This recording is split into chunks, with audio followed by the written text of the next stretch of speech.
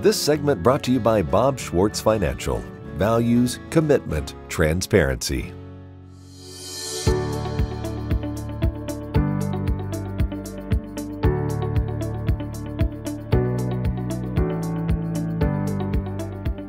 I'm Duane Toews, and my guest today is Tanner Brunner from Ramona, Kansas, PRCA steer wrestler. Tanner, tell us what it's like going down the road. You know, it just depends on the week, but it seems like this year we've been traveling quite a bit harder than years past.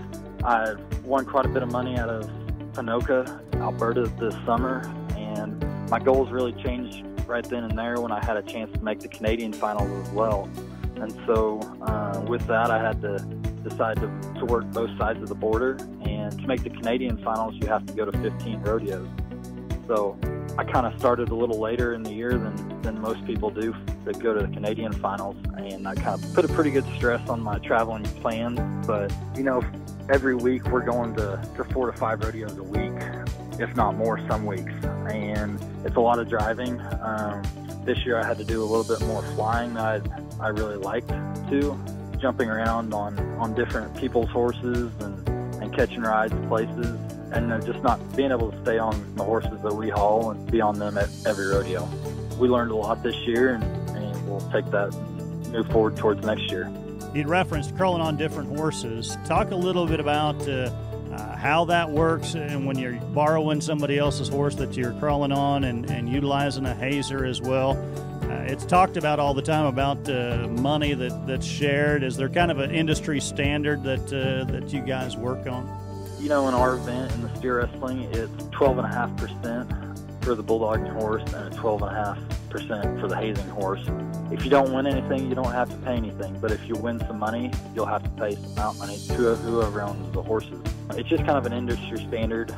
That's kind of, I guess, normal protocol for our event. There's not a whole lot of steer wrestling horses compared to team roping horses or something of that nature. And so you'll see a lot of guys riding the same horse. I mean, it's not uncommon to have 2 or 3 guys on the same horse at a rodeo, or there's a lot of guys that's how they make a living, is mounting other people on their horses.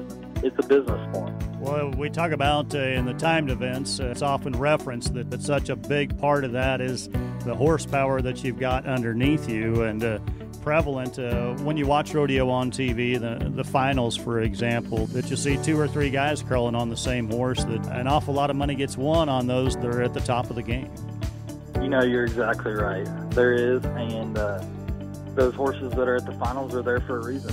The guys that have made the finals on them, those are the best horses in the world right now, and they're going to ride them there. And if you're an owner, you're not going to not let somebody ride when there's that amount of money up for grabs. It's a good opportunity for both parties, I guess you could say.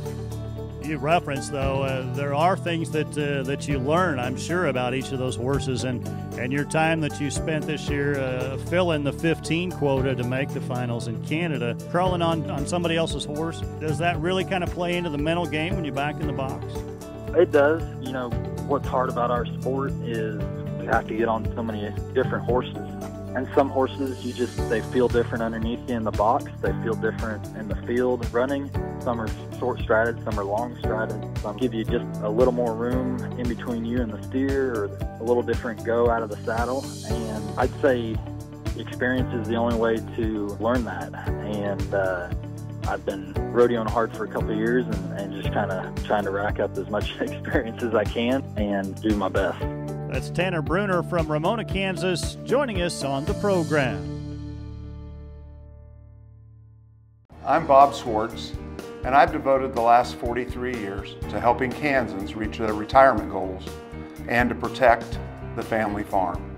At Bob Schwartz Financial, we believe everyone should be able to live the retirement they've always dreamed of. Our team of professionals can help you create an efficient strategy using a variety of investment vehicles to help you address your financial needs and your concerns. Bob Schwartz Financial, values, commitment, and transparency.